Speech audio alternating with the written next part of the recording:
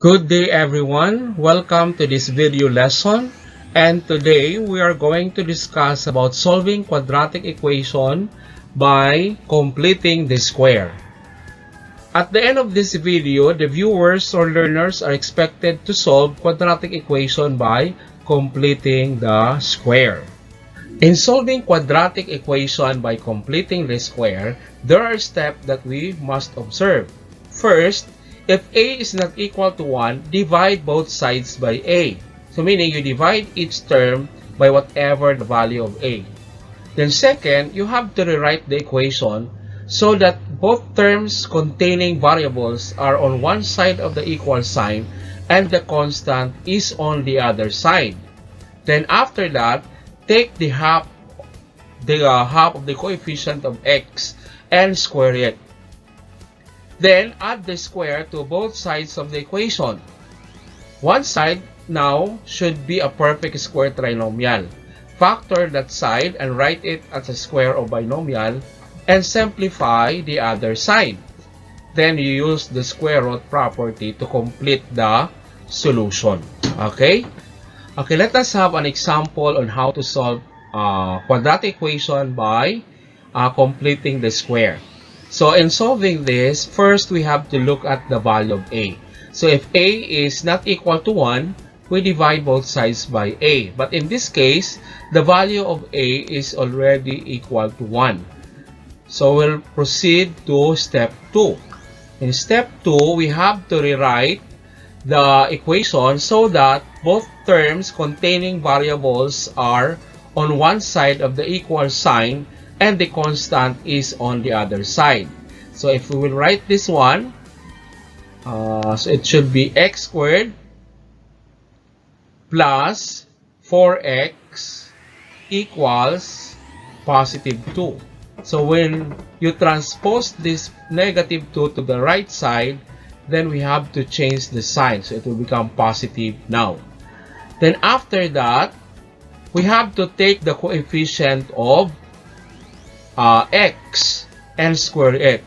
Half of coefficient of x, this one, the coefficient of x 4, we say take half, that's the same as dividing it by 2. So you divide that by 2, then you square. So 4 divided by 2 is 2 square, and you multiply it by itself, so the answer is 4. Then after that, we add the result to both sides of the equation. So it will become now x squared plus 4x plus 4 equals 2 plus 4. Okay, we add both sides. So the result is always a perfect square trinomial. So we can easily get the factors. So the factor is get the square root of x squared, x, then copy the sign after x squared plus, then the square root of the last term. So we don't mind anymore the term at the middle term. Square root of 4 is 2. Okay, then rewrite this first factor as is, x plus 2. Okay, so that is now the factors of x squared plus 4x plus 4. Meaning if you multiply this 2, that is equal to x squared plus 4x plus 4. Then we simplify the other side. 2 plus 4 is 6. So we have to rewrite x plus 2 times x plus 2 as square of binomial. So we have x plus 2 quantity squared is equal to 6. Then after that, we use the square root property to complete the solution. So meaning, we have to take the square root. Kunin natin lang ang square root ng magkabilang side. So the square root of x plus 2 is x plus 2 equals the square root of 6. 6 is not a perfect square. So, and there is no factors of 6 o walang factors yung 6 na perfect square. So, mananatili siya doon sa loob ng radical side. We prefix na lang plus and minus sign. So, you have plus and minus square root of 6. Then we transpose these two to the right side. So you have now x equals negative 2 plus and minus square root of 6. Then we have to separate the two operations, the plus and minus. So the value of x now is negative 2 plus first square root of 6.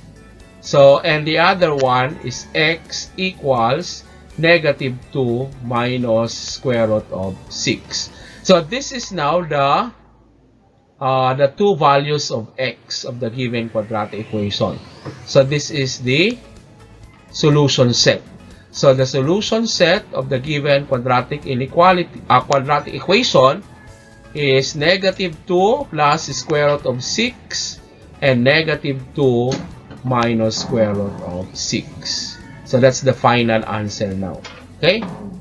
Let us have another example on how to solve quadratic equation by completing the square.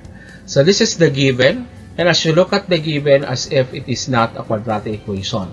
So first that we are going to do is to expand the product of x and x plus 12. So if we expand this one, so we'll multiply x times x. So it will become now x squared, then x times 12, positive 12x, then equals to negative 9. It looks a quadratic equation now. Then if you will recall the steps, if a is not equal to 1, divide both sides by a. But our a is already equal to 1. Then second, we have to rewrite the equation so that both terms containing variables are on the sides of the equal sign and the constant is on the other side. So nasa formula siya na ganon. So ang susunod noon ay you take the half of the coefficient of x. So ang coefficient ni x as we look at the given is 12. So ang gagawin yan, kukunin natin yung kalahati ng 12. Meaning, we have to divide that by 2. Tapos square natin. So 12 divided by 2 is 6. Square mo is 36. So, ito ang i-add natin sa magkabilang side ng equation. We had to add that both sides of the equation. So, ito yung magiging ano na. X squared plus 12x plus 36 equals negative 9 plus 36. Okay? So, if we will observe, yung nasa left side ay perfect square trinomial na. So, ito ay perfect square trinomial. So, we can get the factors of this by getting the square root of the first term and the square root ng x squared. So, x. Kopyahin ng sign after x squared. So, plus. Then, yung square root ng 36. Square root of 36 ay 6. So, hindi na pakikialaman yung sa gitna. Then, rewrite this as is x plus 6. Then, simplify the other side. Negative 9 plus 36 is 27. So, you write 27. This x plus 6 and x plus 6 can be expressed as the square of binomial. So, x plus 6 quantity squared equals 27. Okay? Then, after that, we can now use the square root property to get or to complete the solution. So, meaning, we get the square root, both sides of the equation.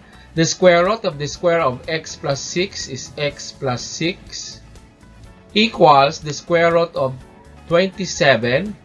The square root of 27 is not exact integers.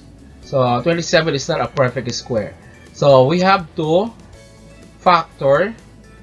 But before we factor, we put plus and minus sign before the radical sign.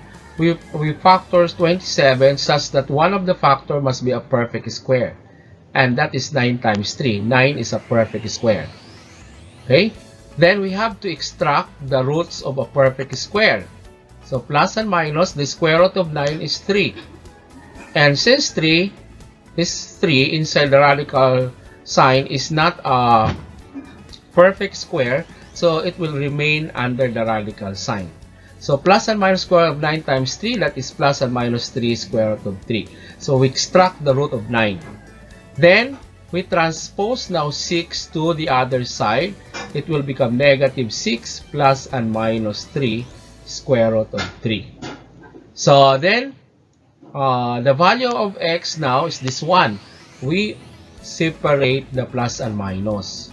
So meaning, our final answer, the x is equal to negative 6 plus 3 square root of 3.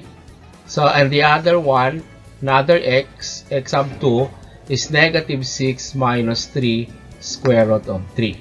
So, this is now the solution set. The solution set. So, we can write this one. Solution set is equal to negative 6 plus 3 square root of 3 and negative 6 minus 3 square root of 3. Okay? So, that's the final answer. Okay, so let us have an exercises. I will give 3 quadratic equation, then you are going to solve. No? So, pwede ihinto muna itong video para sagutan. Tapos pagkatapos sagutan, pwede naman ipagpatuloy para makita yung magiging sagot nito. Okay? Okay, so the solution and answers of the given exercises. The number 1 is positive 10 and negative 6. So you look at the solution on how we arrived 10 and negative 6. Number 2, 2 plus 2 square root of 6 and 2 minus 2 square root of 6. You look at the solution. And for number 3, the solution set is negative 3 plus square root of 11 and negative 3 minus square root of 11. So, pag-aralan kung paano nakuha ang sagot kung hindi tumama o hindi kaparehas ang naging sagot ninyo. Okay? So, thank you for watching and I hope you learned something from our discussion. Until next time.